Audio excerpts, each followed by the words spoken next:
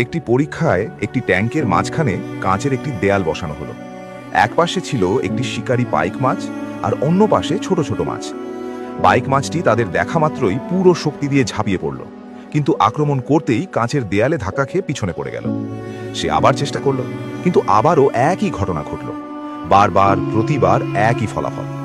এত ধাক্কা খেলো যে তার শরীর জখম হয়ে গেল।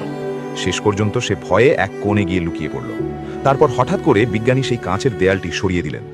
এখন ছোট মাছগুলো তার একেবারে সামনে সাঁতার কাটছিল, কিন্তু এবার পাইক মাছটি কোনো চেষ্টাই করল না। সে ক্ষুধার্ত ছিল, তবুও মুখও খুলল না, কারণ এখন তার সামনে মাছ ছিল না, তার মনের ভেতরে তৈরি হয়ে গিয়েছিল সেই দেয়াল। কয়েকদিন পরে মাছের মাঝখানে থেকেও সে ক্ষুধায় মারা গেল। এটাই হলো মানসিক দেয়াল। আমাদের জীবনেও দেয়াল বাইরে থাকে না, সেগুলো তৈরি হয় আমাদের মাথার ভেতরে। একবার হারি আর আমরা ধরে নিই এবার জেতা অসম্ভব। মনে রেখো, যে দেয়ালকে তুমি ভয় পাচ্ছ হয়তো সেটি এখন আর নেই। শুধু আর একবার চেষ্টা করো, কারণ হতে পারে এটাই তোমার আসল সুযোগ।